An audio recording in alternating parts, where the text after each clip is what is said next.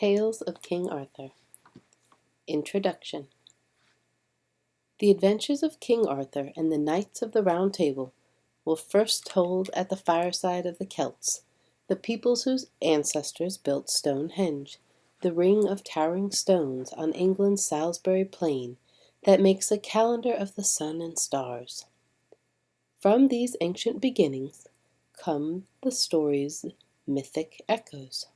Myths are traditional stories that people have passed on since the time when they did not have writing. Often they tell how the world began, or where animals come from, or they describe a golden age when men were better and happier than they are now, and how it happened that things turned worse. Often they tell the adventures of heroes who overcome dangers we fear to face.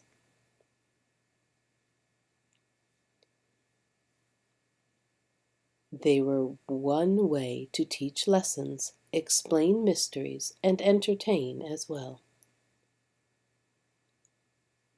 The tales of King Arthur were collected and retold by Sir Thomas Malory in 1470 in his famous book Le Morte d'Arthur.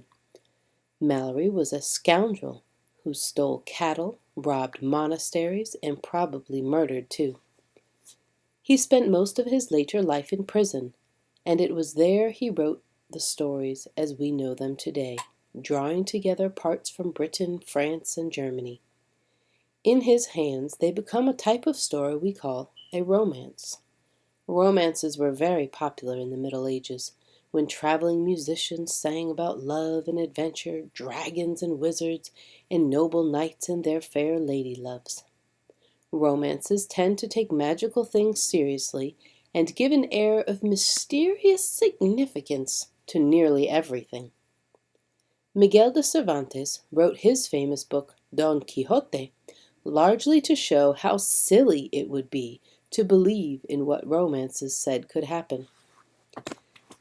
Even though Malory wrote a romance, and the most famous figures, Queen Guinevere, Merlin the Wizard, Sir Tristram, and Sir Lancelot, were all figures from Celtic folklore, he wanted it to seem historical and true. He made his characters and settings vividly realistic and played down the importance of magic. Though they come from mythic times and are mightier and grander than we are, Malory stressed their individual personalities and made them people whose feelings and behavior we can understand like our own. We cannot find out if there was a real King Arthur.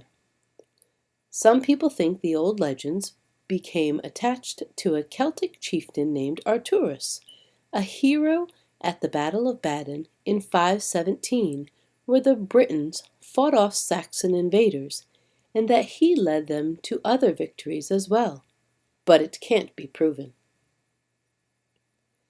As the hero of Malory's story, Arthur tries to rule fairly in peace and prosperity. He enlists the best fighters in Britain to join the Fellowship of the Round Table. The knights are rather like the Texas Rangers or the Canadian Mounties. For the sake of those suffering under injustice, they face danger alone to enforce the law and punish the wicked. The rules they live by are a combination of Christian and military ideals known as the Code of Chivalry, which even today accounts for a lot of what we mean when we talk about behaving like a gentleman. Chivalry called upon knights to be brave, religious, courteous, especially to women, honorable, and loyal.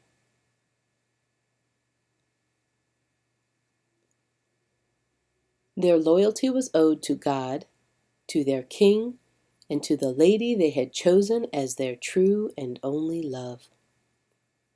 Chivalry made love something worth dying for.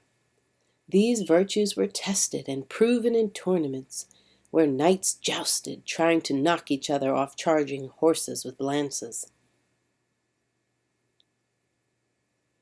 At the high point of the Round Table's brotherhood, when chivalry seemed to have brought heavenly ideals into earthly practice, the knights impulsively take up the quest of the Holy Grail.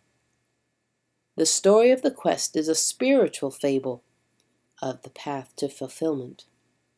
The Grail is a sacred cup, thought to have been the one used by Jesus at his Last Supper.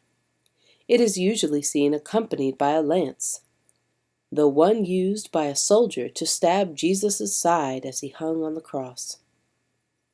These sacred objects, called relics, were believed to have been brought to Britain by Joseph of Arimathea, the man who took Jesus' body off the cross after he died.